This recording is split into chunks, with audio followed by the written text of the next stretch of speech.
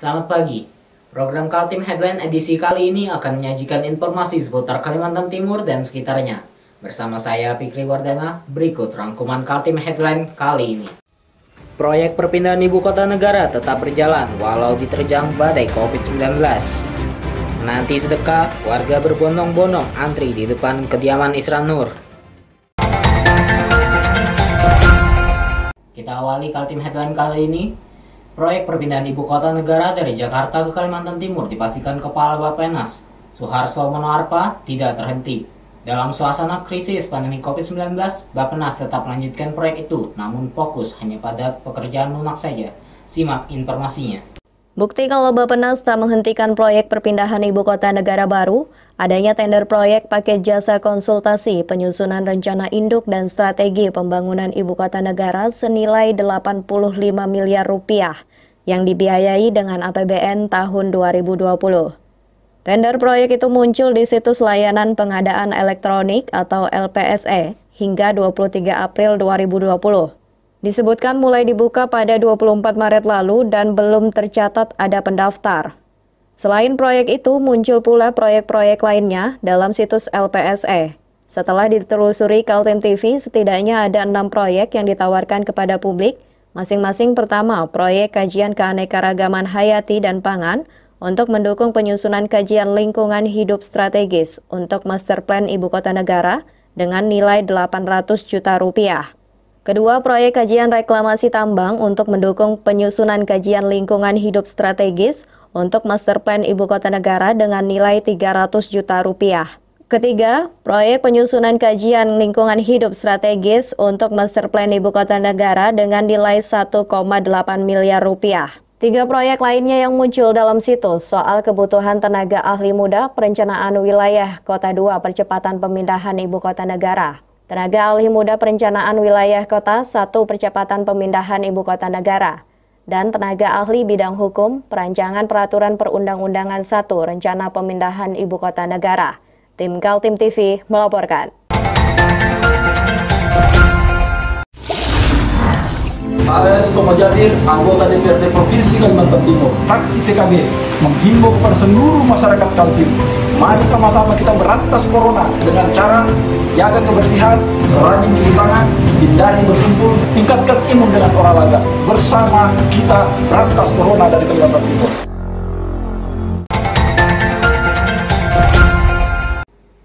Berita berikutnya, walaupun rencana pemindahan ibu kota negara ke Kalimantan Timur tidak banyak lagi dibicarakan Presiden Jokowi di Istana Negara, tidak demikian halnya di kantor Bappenas yang dipimpin Suharso Monoarfa. Dalam suasana kesibukan dalam penanggulangan pandemi COVID-19, perencanaan ibu kota negara semakin dimatangkan. Simak informasinya. Dari kantor Bappenas di Jalan Untung Suropati, Jakarta, sejumlah pejabat masih bekerja mematangkan detik-detik rencana induk ibu kota baru. Diakui Deputi Pengembangan Regional Bappenas, Rudi Supriyadi Prawiradinata, penyusunan rencana induk yang seharusnya rampung pada bulan Juni atau Juli karena pandemi COVID-19 bisa berubah hingga akhir tahun. Bergesernya target waktu penyelesaian rencana induk pemindahan ibu kota baru dimanfaatkan Kementerian Perencanaan Pembangunan Nasional atau Bappenas untuk mempertajam kajian mengenai berbagai sektor ekonomi yang menjadi penopang pusat pemerintahan baru. Targetnya Master Plan semakin bagus agar semakin menarik dikerjasamakan bersama swasta. Perpindahan ibu kota baru seperti disampaikan Presiden Joko Widodo diperkirakan hanya 19% anggarannya dari APBN. Sedangkan sisanya dari swasta dan kerjasama. Kajian sejak Pramaster Plan ibu kota baru sudah ada disusun bersama McKinsey Indonesia sejak akhir 2019. Penelitian mencakup proyeksi kependudukan serta rencana pengembangan Balikpapan dan Samarinda yang akan turut dijadikan metropolitan baru. Pembahasan rencana induk ibu kota yang kini dikerjakan Bappenas melibatkan 9 kelompok kerja yang dibentuk dari berbagai kementerian dan lembaga. Selain Pokja Infrastruktur, ada Pokja Peneliti Pembiayaan, Dampak Ekonomi, Sosial, Pertahanan, Keamanan, dan sebagainya.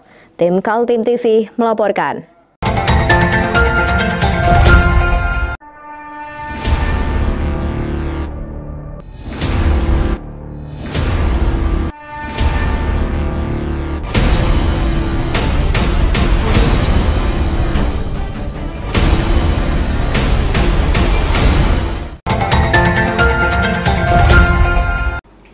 antrean warga mengular di rumah kediaman Isran Nur, perumahan Karpotek, Sungai Kunjang, Samarinda. Mereka rela berpanas-panasan menanti sedekah sembako tanpa memperdulikan bahaya penularan COVID-19 dari warga yang berkumpul. Simak informasinya. Kamis siang 23 April, sehari menjelang dimulainya puasa bulan Ramadan, netizen ramai membincangkan video yang viral di media sosial. Kumpulan warga berjubel menunggu antrean masuk ke rumah Isran Nur. Warga menunggu sedekah yang diberikan Isran Nur dan keluarga. Bingkisan sembako dibagikan oleh Gubernur Kaltim itu untuk membantu warga yang terdampak akibat kebijakan penanggulangan virus corona. Dalam video terlihat gerombolan warga dengan jarak yang berjejal mendekati pintu masuk rumah sang gubernur. Demi sembako, warga rela mengabaikan surat WHO agar tidak tertular virus corona. Netizen pun marah karena Gubernur Kaltim yang menyuruh warganya stay at home atau tinggal di rumah saja, tapi malah dia sendiri yang mengumpulkan warga untuk dibagikan sembako. Assalamualaikum warahmatullahi wabarakatuh. Saya Rina, Ketua TRC PPA Kalimantan Timur, menanggapi video yang barusan beredar kejadian berkerumunnya massa masyarakat yang ada di kediaman pribadinya Gubernur Kalimantan Timur. Sangat menyayangkan sekali ya, karena selama ini ada aturan pemerintah bahwasanya dilarang berkerumun lebih daripada 5 atau 10 orang, tapi nyatanya ini terjadi di pejabat teras nomor 1 Kalimantan Timur. Saya tidak tahu apakah penyebab berkerumunnya orang-orang tersebut, tapi yang pasti adalah ini sudah menyalahi aturan yang sudah ditetapkan pemerintah untuk menjaga jarak aman. Ini bukan lagi mereka berdekat-dekatan, tapi sudah sangat berdempetan. Apalagi ada perempuan dan anak-anak juga yang ikut berjubel di situ. Miris ya, demi sesuap nasi mereka harus mengorbankan keselamatan diri dan kesehatan mereka. Kalau memang ada pembagian, tolong diatur kepada RT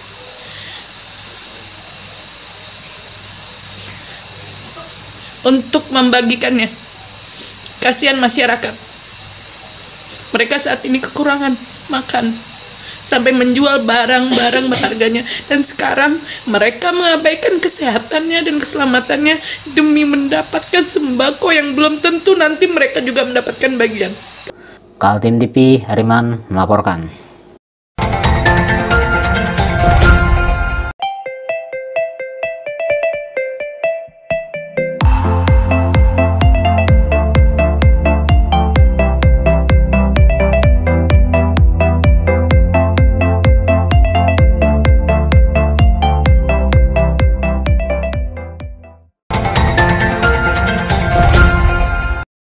Niat baik tidak semuanya berakhir baik pula. Inilah yang terjadi di rumah Gubernur Kaltim Isran Nur, Komplek Karpotek, Sungai Kunjang, Samarinda. Niatnya membagi 1000 bungkus sembako kepada warga membutuhkan, berefek warga berjubel melanggar aturan kesehatan terkait COVID-19. Kasus orang berjubel di rumah pribadi Isran Nur, Gubernur Kaltim pada hari Kamis 23 April 2020 ditanggapi PLT Kepala Dinas Kesehatan Kaltim, Andi Muhammad Ishak. Menurutnya, insiden itu sudah terjadi dan harapannya tidak menjadi klaster penyebaran virus corona. Menurut Andi Muhammad Ishak, Gubernur Kaltim mendistribusikan 1000 bungkus sembako. Sudah berkoordinasi dengan Satpol PP agar dilakukan protokol jaga jarak bagi warga yang datang mengambil sembako. Kegiatan itu sudah rutin dilakukan Isran Nur setiap menjelang puasa. Awalnya, pengaturan sudah baik di dalam pagar rumah gubernur. Satu persatu warga diatur berjarak antara 1,5 meter. Semua berjalan tertib menerima paket sembako. Namun tidak demikian yang terjadi di luar pagar. Masa yang datang bertambah terus setelah mendapat informasi bahwa ada pembagian sembako di rumah Gubernur Kaltim Isran Nur. Masa berdatangan, semua kondisi di luar pagar tak teratur lagi. Bahkan terjadi saling dorong hingga menggoyang pintu pagar rumah gubernur. Ya, untuk kegiatan ini sebenarnya Pol PP sudah menyiapkan dan mengatur pembagian itu dan mengatur jarak sedemikian rupa. Memang kalau kita melihat di dalam pagar itu semua sudah teratur sejak awal. Tapi memang berkembang ya, semakin banyak informasi di kita masyarakat. Nah ini yang tiba-tiba masyarakat semakin banyak yang datang. Nah ini yang terlihat yang di luar pagar dari rumah gubernur ya, terjadinya kumpulan masyarakat yang begitu banyak. Dan ini yang mungkin tidak terkontrol dari petugas yang ada di lapangan. Katanya memang kalau ini dalam pagar, memang beliau itu sudah teratur rapi, ya, menjaga jaraknya dengan baik. Dan ini yang terlihat nyata yang di luar pagar yang betul antusias masyarakat, ya, itu yang begitu besar, yang tiba-tiba datang sangat banyak berbondong-bondong, dan ini yang nampak sebagaimana yang sudah terlihat. Dan ini sudah terjadi, ya. Dan kita bisa berharap mudah-mudahan tidak terjadi lonjakan kasus apabila di antara mereka ini ada mungkin OTG ataupun juga mungkin orang yang dengan gejala ringan, karena itu besar kemungkinan bisa terjadi. Seperti itu Pak. Jadi kerumunan itu membuat beberapa netizen di media sosial geram karena di saat warga dilarang keluar rumah, tapi Gubernur Isran Nur menggelar pembagian sembako yang mengumpulkan orang banyak. Polisi akhirnya datang dan membubarkan warga. Tim Kaltim TV melaporkan.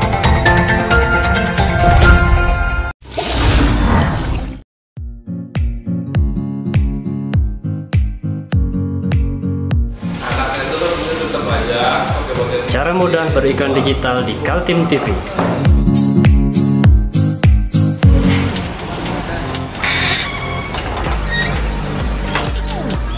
Yang pertama, jadilah sahabat Kaltim TV.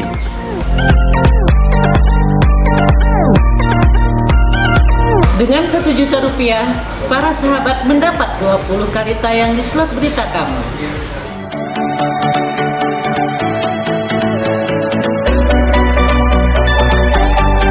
Dengan 20 detik dapat menjangkau 20.000 penonton.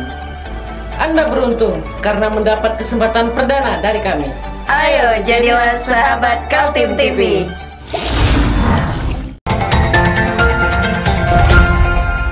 Berita selanjutnya, pasien yang positif terpapar virus corona di Kalimantan Timur bertambah lagi 5 orang.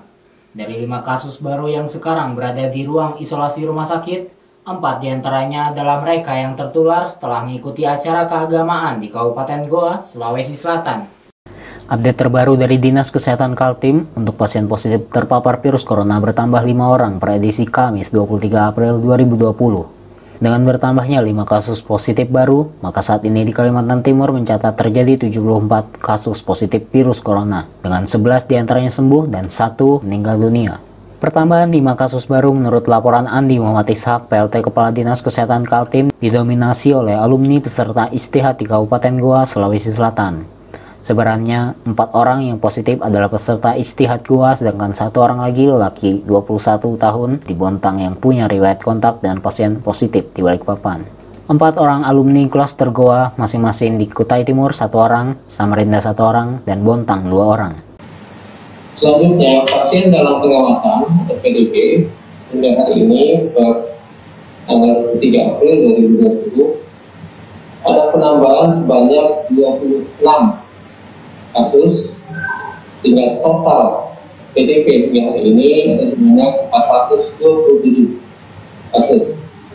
Hasil negatif ada penambahan 6 hari ini, sehingga total negatif hari ini ada sebanyak 189 kasus. Yang probable tetap 1. Yang terkonfirmasi positif hari ini ada penambahan 5 kasus, sehingga total positif hari ini ada jumlah 74 kasus. Dan masih proses mengunggah lab ada sebanyak 163 kasus. Tren pertambahan kasus positif terus terjadi dalam sepekan terakhir. Di antaranya yang cukup mengkhawatirkan adalah pertambahan kasus positif dari acara keagamaan di Kabupaten Goa. Dari hasil tracing tim gugus tugas penanganan COVID-19 di Kaltim saat ini, kasus Goa menjadi penyumbang terbesar pasien positif. Jumlahnya mencapai 28 orang yang dinyatakan positif dan 46 lagi masih menunggu hasil swab. Menurut catatan Andi Muhammad Ishak, masih banyak warga peserta acara istihad di Goa dari Kalimantan Timur yang belum melaporkan dirinya kepada tim gugus tugas melalui call center 112. Ia berharap untuk menghindari penyebaran yang lebih besar, semua warga Kaltim yang mengikuti acara itu melaporkan diri agar bisa diputus mata rantai penyebarannya. Tim Kaltim TV melaporkan.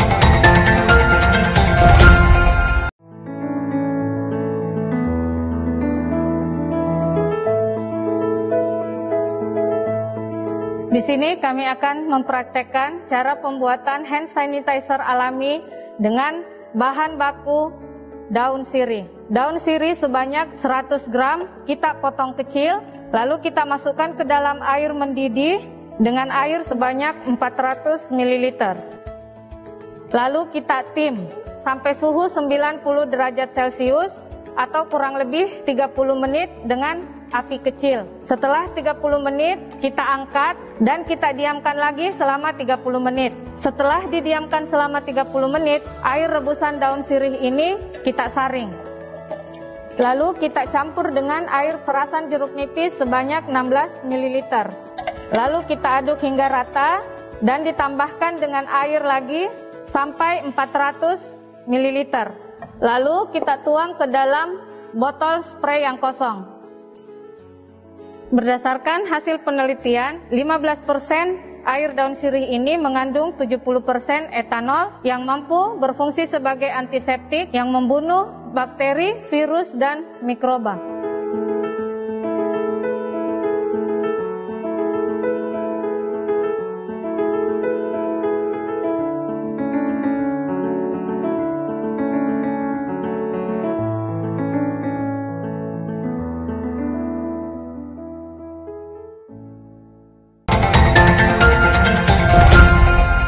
Satu lagi unit usaha yang sangat terpukul dengan adanya pandemi COVID-19.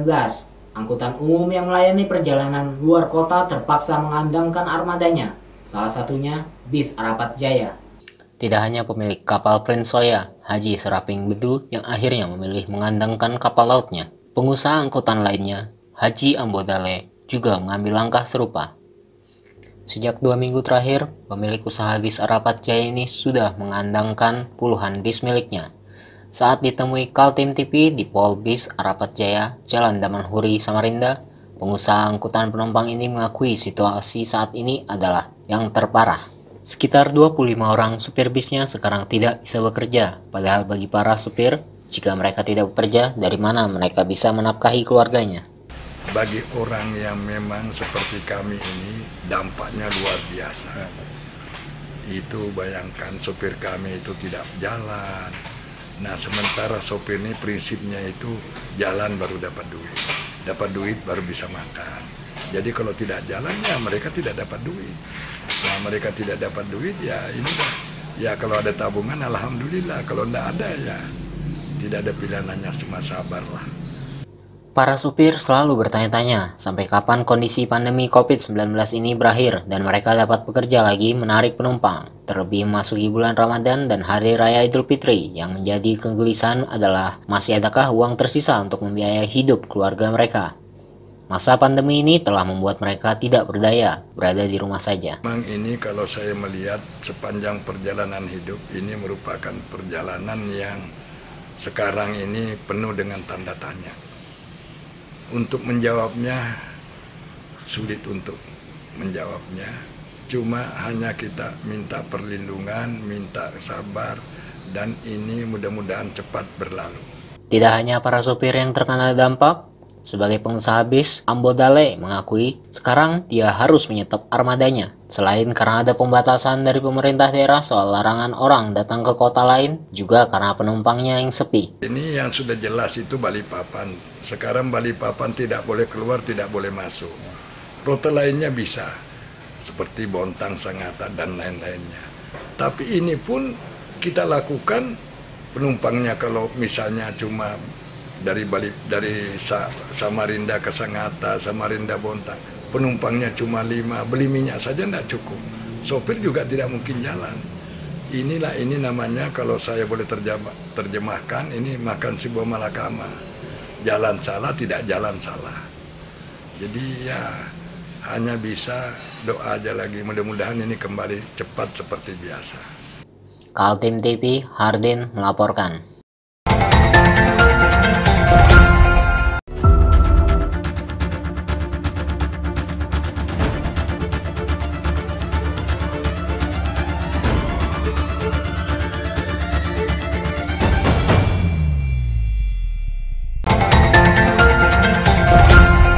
Prediksinya Kalimantan Timur akan memasuki masa puncak dalam 1-2 bulan ke depan. Saat itu terjadi, lonjakan jumlah pasien yang terpapar virus corona akan naik hingga 500 orang. Jika benar terjadi, rumah sakit akan kewalahan. Dokter dan tenaga kerja medis menjadi sangat kelelahan. Simak informasinya. Update per hari Rabu 22 April 2020, total pasien positif di Kalimantan Timur ada 69 orang. 11 diantaranya telah sembuh dan 1 meninggal dunia.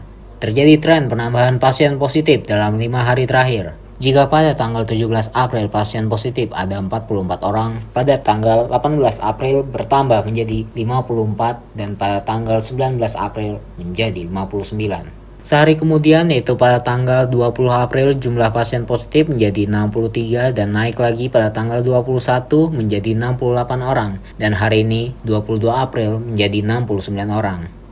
Tren pelonjakan jumlah pasien positif itu seperti memberi aba-aba bahwa prediksi sejumlah ahli mengenai wabah itu mendekati kebenaran. Di Kalimantan Timur, seperti disampaikan PLT Kepala Dinas Kesehatan Kalimantan Timur, Andi Muhammad Ishak, dalam 1-2 bulan ke depan bersiap-siap menghadapi lonjakan jumlah pasien positif hingga 500 orang. Terbatasan baik dengan melakukan screening pada pendatang dari Kaltara yang melakukan di pos perbatasan dan juga ada informasi terkait dengan kasus yang terkonfirmasi yang saling berkaitan juga pasti akan disampaikan tugas surveillance masing-masing. Ini sudah jalan seperti itu. Nah, tentunya juga teman-teman dari PROM juga sudah mengantisipasi kemungkinan pendatang yang sudah terjadi transaksi lokal. Gitu. Nah, kemudian terkait dengan terjadinya outbreak, ya, memang dari Kota Samarinda dengan perhitungan jumlah kasus yang ada di Samarinda sudah diperkirakan seperti itu. Nah, kalau secara